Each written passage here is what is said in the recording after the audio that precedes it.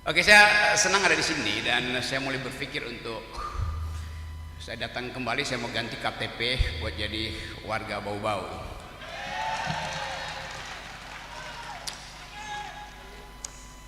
Ini tema yang memungkinkan kita mengeksplorasi banyak hal.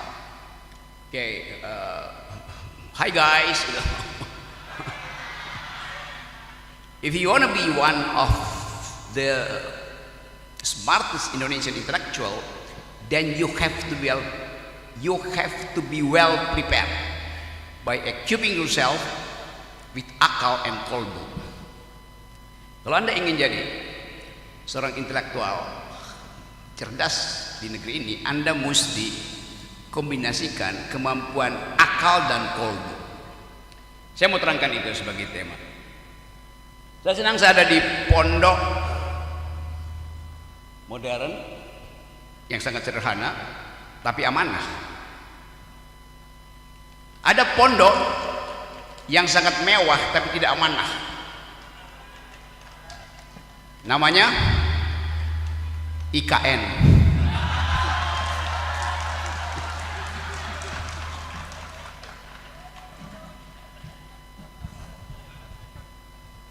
Kita mulai membayangkan bahwa di pondok ini di malam hari ada kegembiraan untuk berpikir, ada persahabatan antar makhluk untuk menghasilkan peradaban. Saya nggak tahu Pak Jokowi lagi ngapain di IKN malam-malam begini. Saya mau terangkan itu sebagai pretext, sebagai latar belakang kenapa kita harus mulai dengan mengucapkan politik akal sehat untuk menandingi politik akal bulus yang sebentar lagi akan bekerja di pilkada. Dan temanya pilkada. Apa itu akal sebetulnya? Akal adalah kemampuan untuk menggantungkan masa depan pada pikiran. Di dalam kebudayaan Eropa hanya dikenal antara akal dan batin, reason and passion. Itu sesuatu yang bisa diulas oleh akal menghasilkan ilmu pengetahuan. Sesuatu yang hanya bisa diulas di dalam passion menimbulkan keyakinan. Di dalam Islam ada hal ketiga, fakultas ketiga yang tidak ada di dalam filsafat atau teologi barat, yaitu kolbu. Bagaimana menerangkan kolbu? Apakah kolbu letaknya di kepala untuk menggantikan akal atau letaknya di hati untuk menggantikan passion? Tidak ada pengertian yang memungkinkan kita merasa bahwa Islam punya epistemologi baru atau epistemologi ketiga yang menuntun akal supaya tidak berkelahi dengan passion, supaya reason tidak berkelahi dengan passion, supaya passion tidak memusuhi reason. Namanya kolbu. Ini tafsir saya ya yang boleh dipertengkarkan. Jadi ini pondok diasuh oleh akal karena ada pengetahuan, diasuh oleh passion karena ada persahabatan, tapi juga diasuh oleh kolbu yang memungkinkan kita mendamaikan antara passion dan reason. Jadi komunitas ini harus kita asuh sebagai kecambah pertama untuk menghasilkan bonus demografi di 2045 yang sering dibicarakan oleh para pejabat kita tuh. Teman-teman, anak-anak, murid-murid, santri, santriwati, masyarakat anak muda di sini, pasti ada OKP di sini, pasti ada Karang Taruna, pasti ada kader-kader politik. Kita sedang masuk di dalam satu suasana ketika politik itu tidak bisa lagi diasuh oleh akal, karena fungsi akal untuk mengaktifkan keadilan diganti oleh amplop.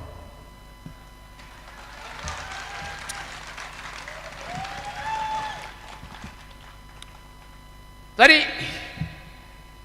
Pak Faisal menerangkan bahwa pondok ini diasuh oleh 3 prinsip. Yang pertama adalah budi, yang kedua adalah tubuh yang sehat. Yang ketiga adalah akal. Di kita politik hanya diasuh oleh lembaga survei, namanya elektabilitas, yang hasilnya bisa karena sogokan.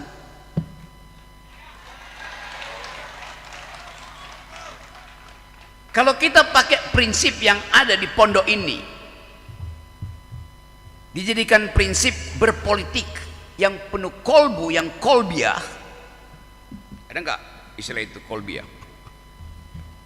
Yang kolbiah, maka kita akan bilang bahwa persaingan politik, pertandingan politik, kompetisi pilkada itu harus difilter secara 3 lapis. Pertama, filter pertama adalah filter tadi, filter etika. Seseorang yang ingin bersaing dalam politik, pertama-tama dia kita periksa dulu etikanya bagus atau tidak. Etikabilitas, etikability.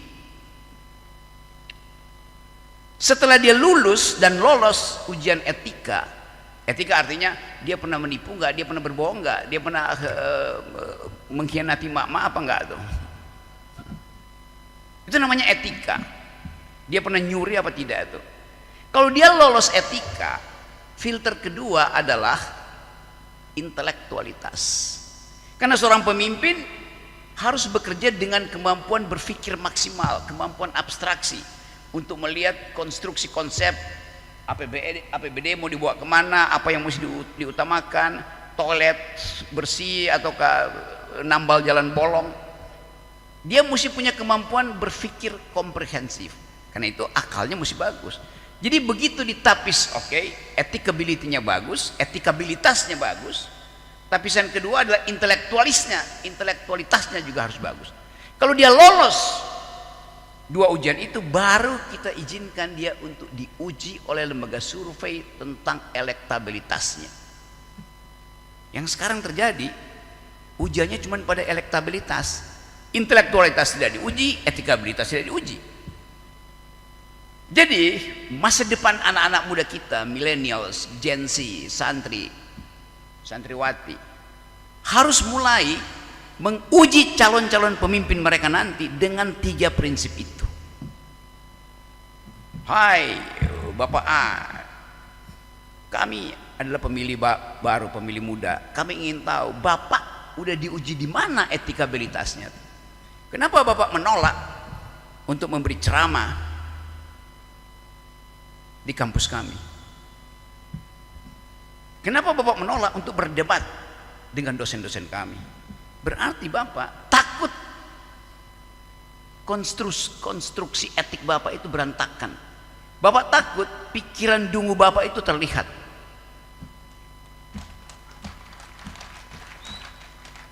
Buat apa Bapak atau Ibu punya elektabilitas 100 kalau intelektualitasnya 20, etikanya 13?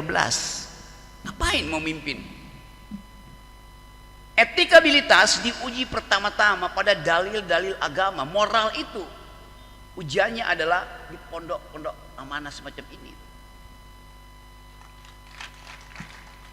Intelektualitas diuji di ruang-ruang kelas. Jadi pondok ini sebetulnya pondok untuk menguji pemimpin. Amanahkah dia? Berakalkah dia? Jadi lengkap di sini. 2 peristiwa bisa kita pastikan di sini. Kita uji peristiwa etika dan peristiwa intelektualitas. Urusan elektabilitas silakan sewa lembaga survei. Tapi begitu kita tahu elektabilitasnya tinggi, etikabilitasnya kurang, jangan pilih dia. Karena dia mengandalkan amplop pasti. Apalagi etikanya nggak ada, otaknya kurang. Yang terjadi adalah pameran fufu fafa.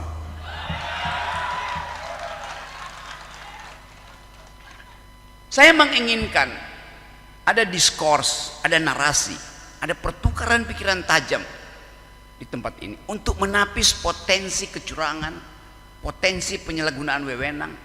Bukan sekedar calegnya, tapi juga KPU-nya, Bawaslu-nya.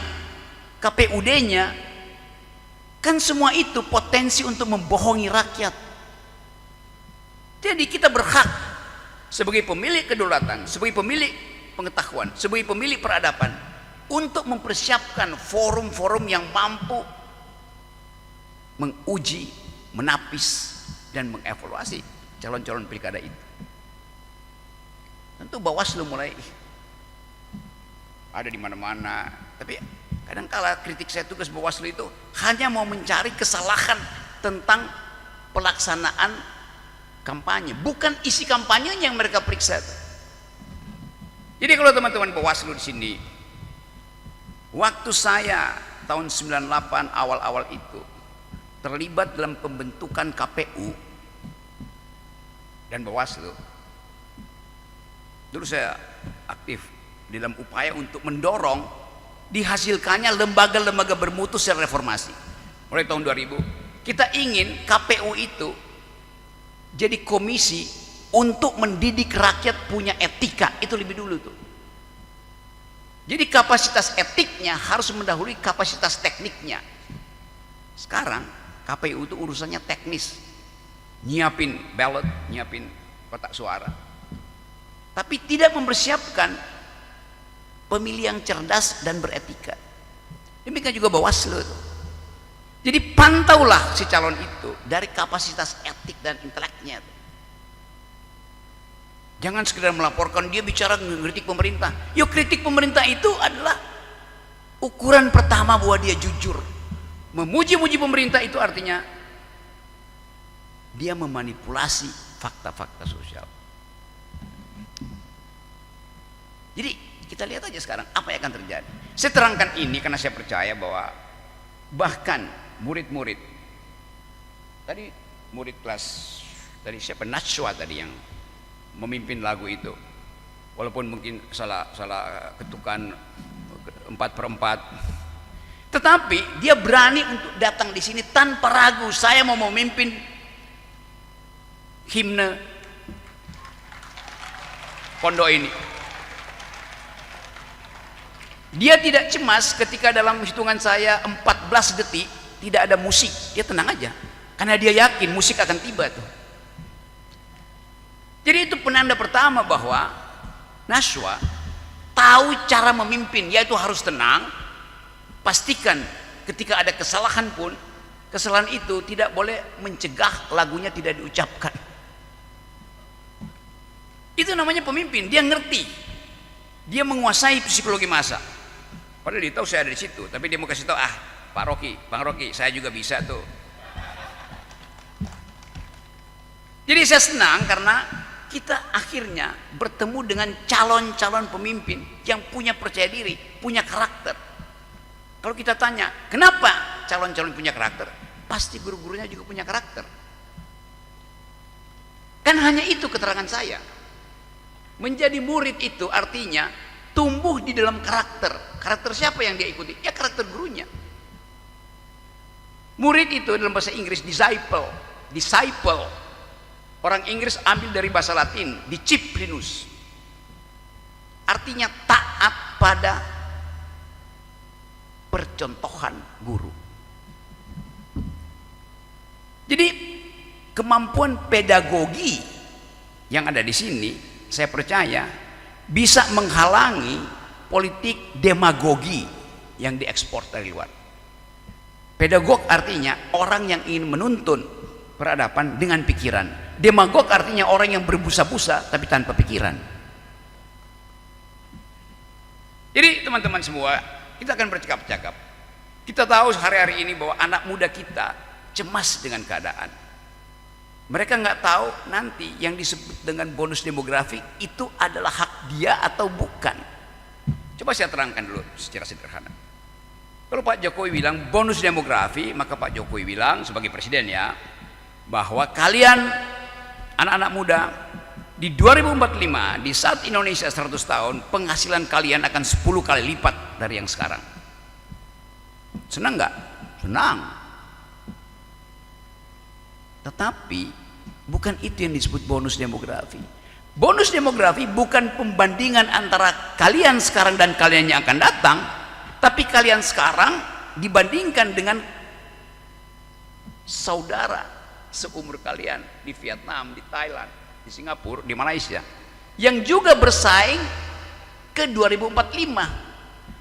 Bonus demografi terjadi kalau kalian jadi lebih pintar dari anak Malaysia di 2045. Kalau kalian, pendapatan kalian 10 kali lipat, tapi kalau pendapatan anak Kuala Lumpur itu 30 kali lipat, bonusnya ada pada anak Kuala Lumpur di Malaysia.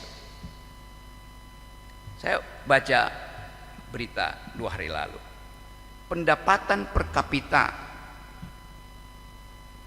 orang penduduk Malaysia sekarang 13.000 US dollar. Artinya dia mendekati negara maju yang standarnya di atas 15.000. 13.000. Indonesia hari ini 4.500 pendapatan per kapitanya. Jadi terlihat bahwa persaingan antara teman-teman di sini dan teman-teman di Kuala Lumpur itu jauh sekali. Kenapa begitu? Karena intervensi kebijakan tidak dilakukan oleh pemerintah. Hari ini setiap malam ada 19,5 juta manusia Indonesia tidur dengan perut kosong. Siapa mereka? Kebanyakan pasti adalah perempuan, mak-mak, yang berbohong kalau ditanya udah makan bu, udah, padahal dia nahan lapar karena dia ingin tunggu suaminya makan duluan, anak-anaknya makan duluan tuh. Jadi kejahatan ekonomi selalu tiba pada perempuan lebih awal. Padahal kita ingin memuliakan rahim-rahim perempuan sebagai penerus dan pemberi generasi yang kita akan sebut generasi emas. Stunting hari ini prevalensinya udah 24-25, artinya dari 4 kelahiran ada 1 anak yang pasti otaknya cacat, anak kekurangan nutrisi itu. Bagaimana kita mau bersaing di 2045 kalau otak kita tidak tumbuh melampaui otak anak Vietnam, otak anak Singapura? Singapura IQ-nya rata-rata 105, Vietnam 115, kita 78 IQ-nya, sedikit di atas simpanse. Serius itu terangkan itu. Jadi pendidikan di pondok ini memang menyumbang pada peningkatan IQ, dan itu yang kita inginkan. Pemerintah gelontorkan uang rakyat dalam bentuk pajak APBN itu pertama-tama ke pendidikan. Bukan bangun ibu kota negara, tapi ibu kota pengetahuan yang ada di bau-bau.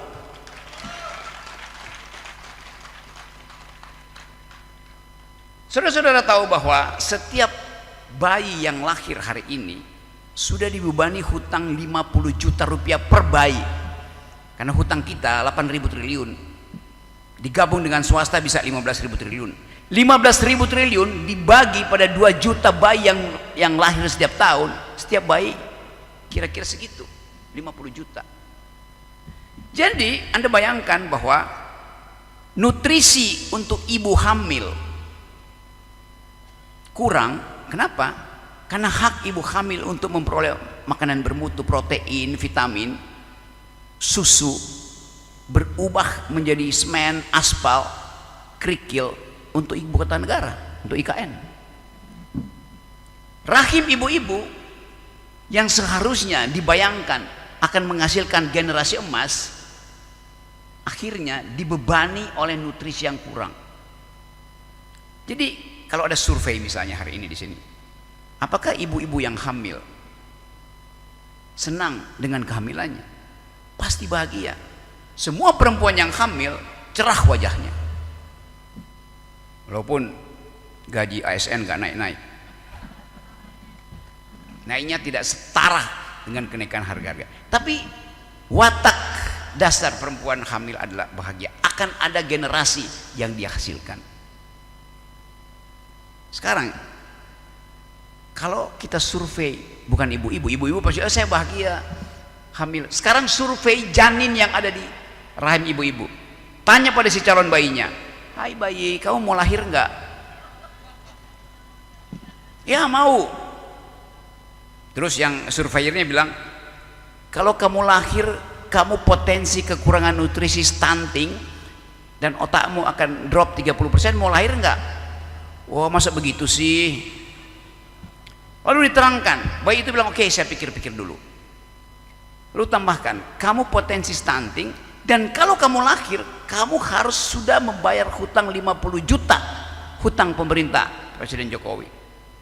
Apa kata si bayinya? Fa. Si bayi itu akan bilang, lebih baik saya tinggal di rahim ibu saya daripada saya dilahirkan tapi harus bayar utang pemerintah, daripada saya dilahirkan tapi IQ saya tidak akan tumbuh karena ibu saya tidak diberi nutrisi baik oleh pemerintah. Kalau saya singkat, bayi itu kan bayi yang belum bisa bicara sepanjang itu kan, dia akan bilang fa, artinya nggak mau lahir.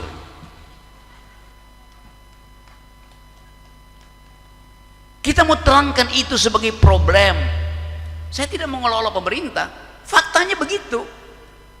Yang bilang IQ kita tinggal 78 bukan saya, bukan Pak Diki, bukan Pak Faisal atau Pak Jafar, tetapi riset Bank Dunia bilang begitu. Yang bilang bahwa setiap bayi sudah dibebani 50 juta hutang negara kalau hutang itu dibagi pada bayi-bayi yang potensial lahir. Bukan saya, bukan Ibu Profesor Sri Mulyani yang bilang. Saya cuman membuat itu jadi masuk akal di dalam ceramah hari ini. Jadi konsekuensi dari gagalnya pemerintah merawat dan menjaga rakyat adalah keruntuhan moral, karena makin banyak orang yang menganggap udahlah, kemiskinan membuat kita jadi kriminal. Begitu banyak saya baca setiap hari perempuan diperkosa, dibunuh. Oleh apa? Oleh anak muda, anak umur 13 tahun memperkosa anak umur 11 tahun, dibunuh pula kan. Pertengkaran kecil suami istri berakhir pada pembunuhan karena ada frustrasi sosial. Nah, kita lihat bahwa di kita di sini di Bau-Bau ada semacam lokasi tempat peradaban itu melindungi dirinya dari kemerosotan moral dan intelektual. Namanya Pondok Modern Al-Amanah.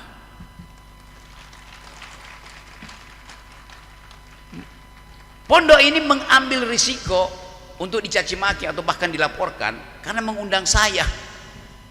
Tapi dia tahu, mereka tahu bahwa risikonya diambil tuh.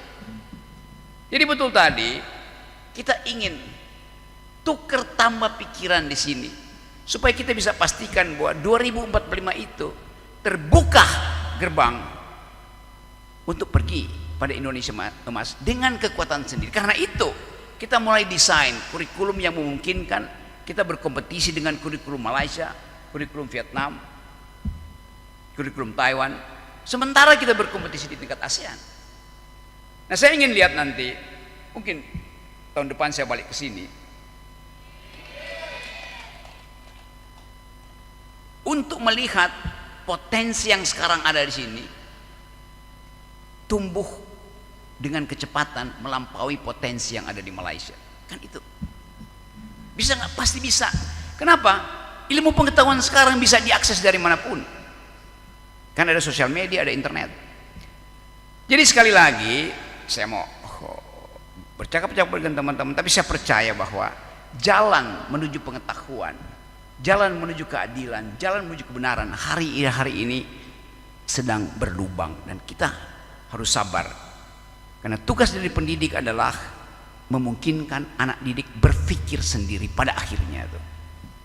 Sebagai pendidik, kita hanya mau bekali anak-anak itu dengan dua kapasitas tadi, etikabilitas dan intelektualitas. Hanya politisi bodoh yang mengukur dirinya melalui elektabilitas. Terima kasih.